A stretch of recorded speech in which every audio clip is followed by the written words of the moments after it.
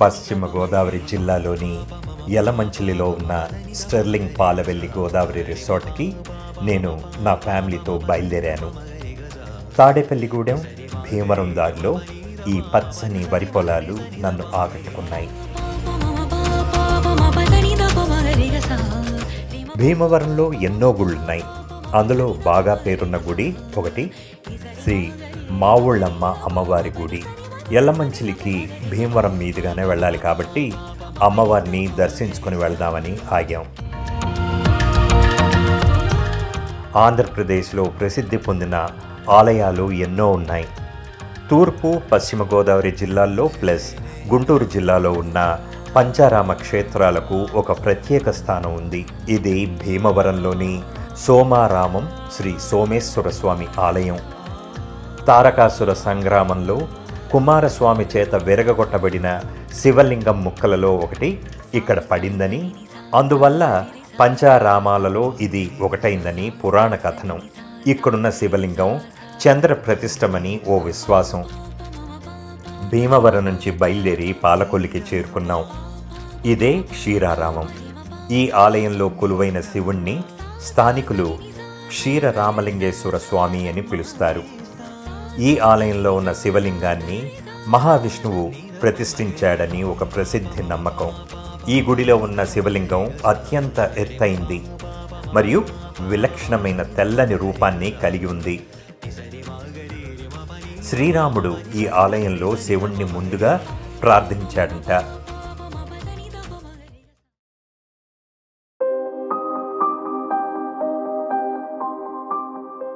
ఎటు చూసిన కొబ్బరి చెట్లు, ఎంతో అందమైన దృశ్యం.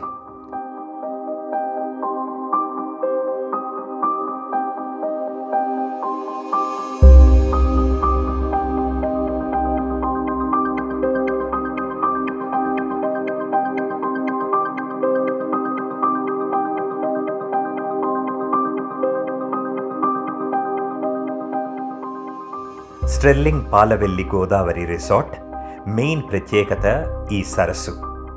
సరస్సుకి ఆనుకొని రెండు వైపులా గదులుంటాయి.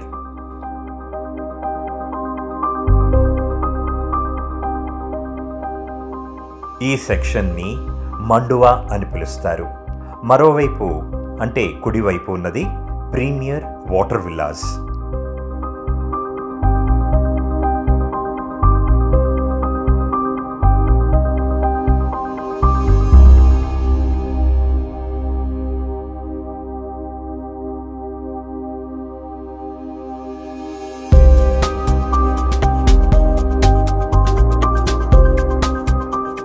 గదులు, బాత్రూమ్స్ చాలా బాగున్నాయి.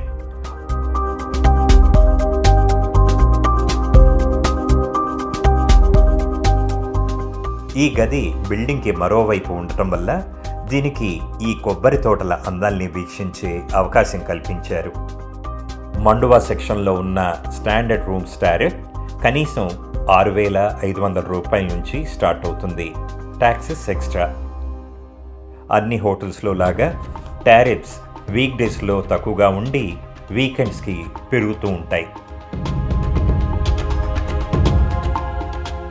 మండువాలో ఎన్నో రకాల గదులున్నాయి.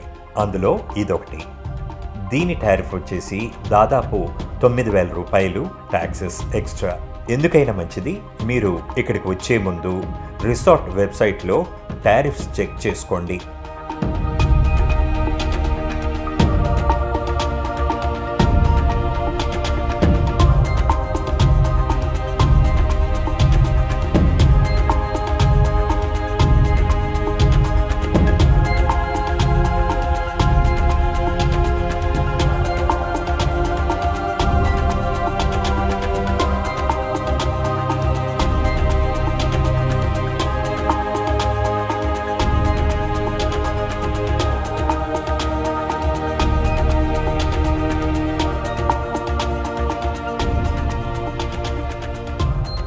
ఈ ప్లేస్ స్పెషాలిటీ ఏంటంటే నేచర్.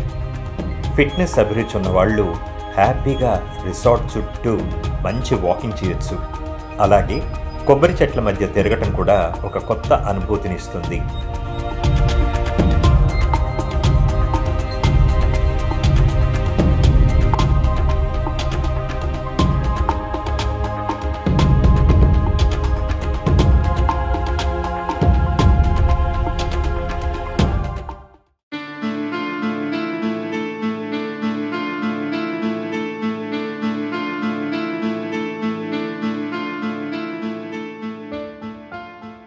ఇవేనండి వాటర్ విల్లాస్.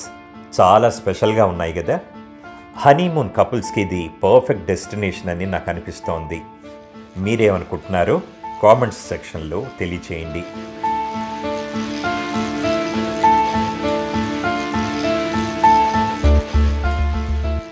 ఎదురుగా గోదావరి నది ఉంది, కానీ ఇక్కడి నుంచి మనకు నీళ్లు కనపడి ఉంటే చాలా బాగుండేది.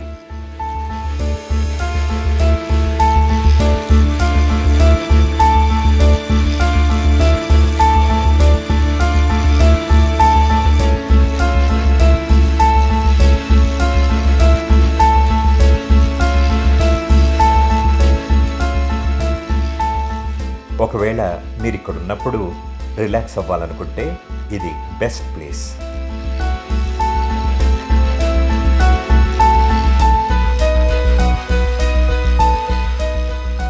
ఈ పూల్ చూశాక నా స్విమ్మింగ్ కాస్ట్యూమ్ తెచ్చుకుంటే ఎంత బాగుండేదా అనిపించింది.